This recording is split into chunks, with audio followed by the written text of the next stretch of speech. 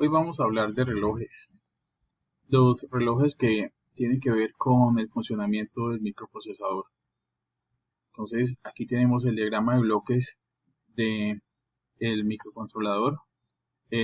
Ya sabemos que dentro del microcontrolador hay un Cortex M3, ese es el microprocesador. Está trabajando hasta 72 MHz. Todo este bloque es lo que tiene que ver con la generación de frecuencias para que funcione todo el microcontrolador.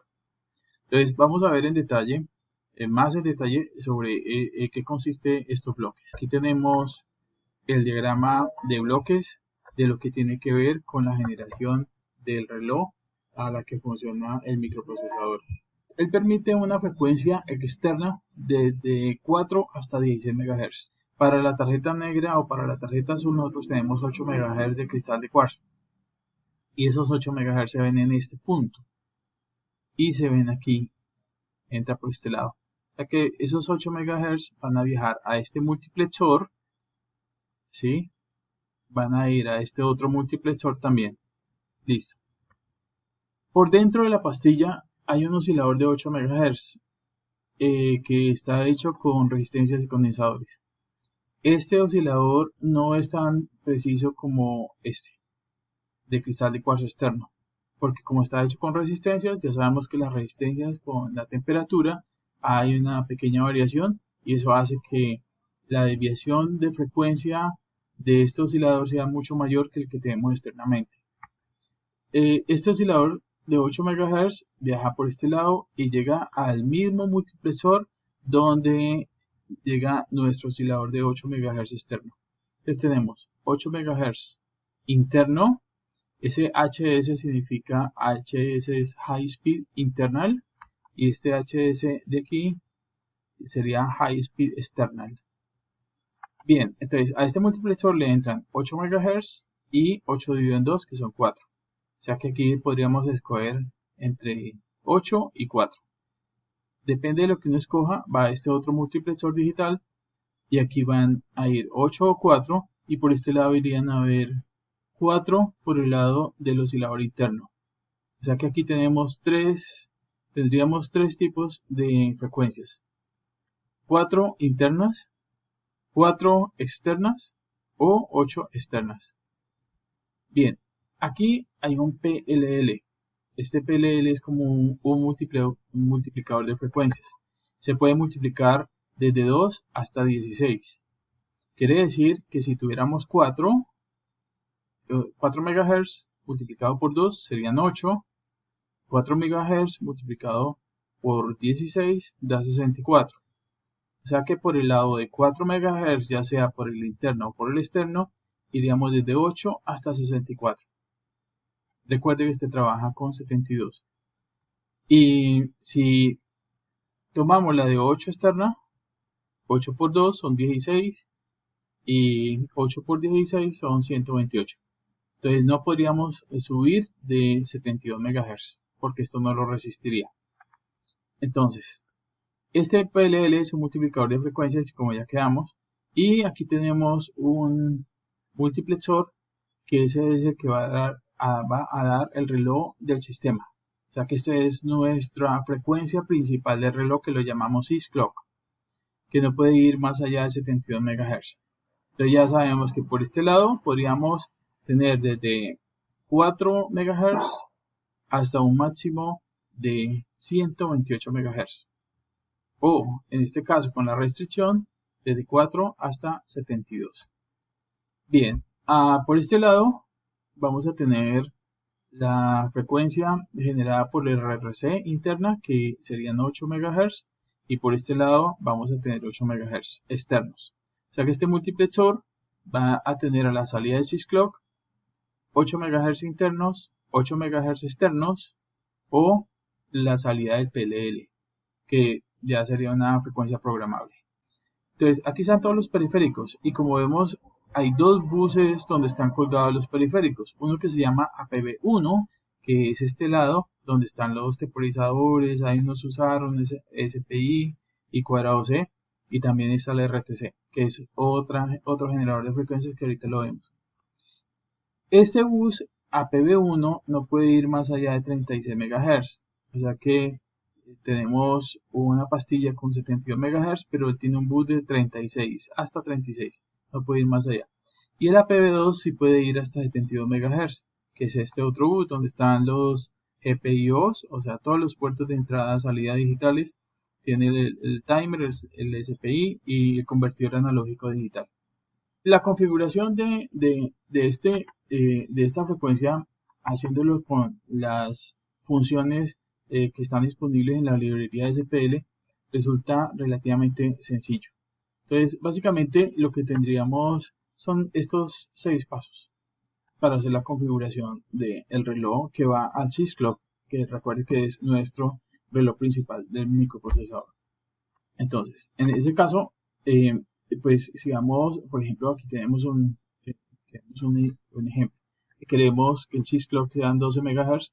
Entonces, lo que vamos a hacer es que primero escogemos una fuente cualquiera. Puede ser la interna de 8 o la externa de 8 MHz.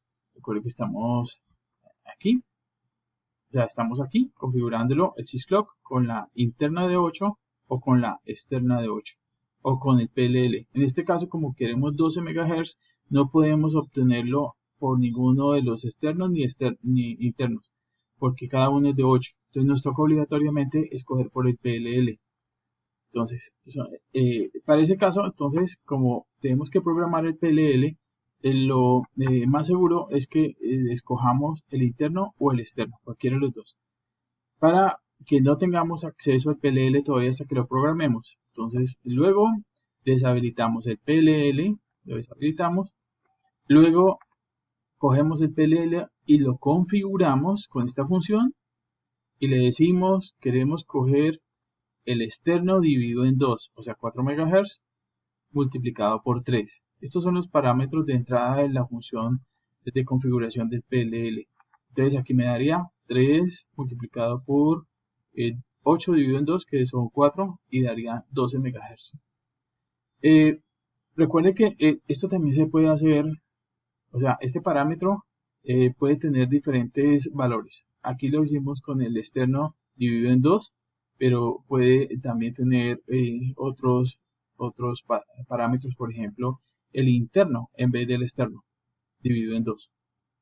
O también podríamos tener el externo sin dividir. ¿Ya? O sea, ahí tendríamos entonces 3 posibilidades. Y aquí el multiplicador, recuerde que va desde el 2 hasta 16.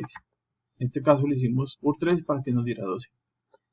Una vez configurado, entonces habilitamos el PLL, luego esperamos, o sea, esto lo que hace aquí es espera a que se estabilice la frecuencia en el PLL. Una vez que esté estabilizado, eso es un while, que va a estar ahí chequeando en qué momento se estabiliza, y cuando se estabiliza, entonces ahora sí escogemos el reloj del sistema, lo escogemos como fuente el PLL. Acá arriba lo habíamos hecho como fuente el reloj interno, pero acá lo hacemos con el PLL. Y ya ahí nos quedan los 12 MHz. Bien, una forma de verificar cuál es la frecuencia del SysClock o cuál es la frecuencia interna o externa o la del PLL es llevarlo hacia un pin físico. Ese pin físico es el puerto A8, o sea, GPIO A, pin 8.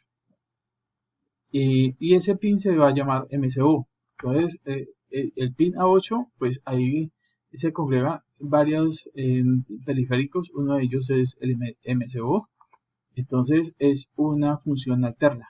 Por ser una función alterna, habría que configurar ese pin como para funciones alternas. Ahora lo miramos cómo. Entonces, para mirar esa frecuencia en ese pin, y nosotros tenemos la posibilidad de escogerlo con un multiplexor. Y puede ser el PLL dividido en 2, puede ser el reloj interno de 8 megas, el reloj externo de 8 megas o directamente el SysClock, cualquiera de esas 4 posibilidades. La forma como se programa para poderlo ver en ese pin está condensado en estas 7 instrucciones. Entonces, repasemos qué hace cada una de las instrucciones. Aquí lo que hacemos es poner en este caso el PLL dividido en 2. Pero si no quisiéramos poner el PLL dividido en 2, pues podríamos coger el HSI, HSE o el SysClock. Esas alternativas de ese parámetro que está en esta función son esta, que no tiene reloj, la del sysclock, la del interno, la del externo, o la del PLL dividido en 2. Ahí tenemos todas esas posibilidades. Entonces, ya ahí pegamos la frecuencia a MSO, pero no está todavía en el pin de salida. Todavía no, hasta que no configuremos el pin de salida, que es el A8. Entonces, para configurarlo, se crea una estructura de este tipo. Esa estructura nos va a llevar una información. La información es el número del pin, la velocidad. O sea, estos pines pueden trabajar con velocidad de 2, de 10 y 50 MHz. Acá se escoge la máxima de velocidad disponible, que son 50 MHz. Entre mayor cantidad de frecuencia escojamos, pues por eso él da la posibilidad de escoger la 2, 10 o 50, pues vamos a consumir más energía, ¿no? Entonces hay que tener en cuenta eso.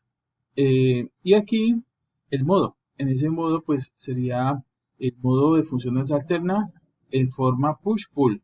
Una vez hagamos eso que está dentro de la estructura, esta estructura, entonces lo que vamos a hacer es primero pues pegarle el reloj al GPIO A, que es donde está el pin.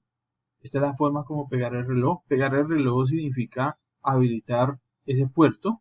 Una vez habilitamos, entonces hacemos la inicialización de ese puerto. ¿Cómo se inicializa? Con esta función se le dice que es el puerto A y que la información que cómo va a quedar el puerto configurado va a estar dentro de esta estructura que acabamos de darle la información de cada una de las características del pin. Ese sysclock que nosotros le pusimos ahí y lo configuramos, él tiene la posibilidad de, pues ese es el que alimenta en realidad los buses, ¿sí?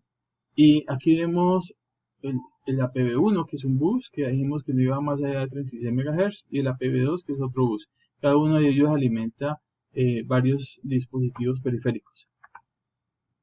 Entonces, aquí tenemos un prescaler, el prescaler, y en realidad tenemos varios. El que sale de sysclock, ahí tenemos un prescaler, y ese que va a APB1 y a APB2 y a los diferentes tipos de frecuencias.